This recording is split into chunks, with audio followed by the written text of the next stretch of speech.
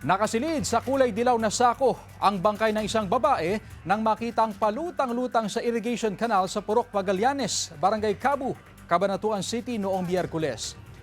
Ayon sa isang residente, napansin nila ang bangkay ng biktima na nakalabas ang mga paa mula sa sako. Agad nila itong ipinagbigay alam sa mga otoridad.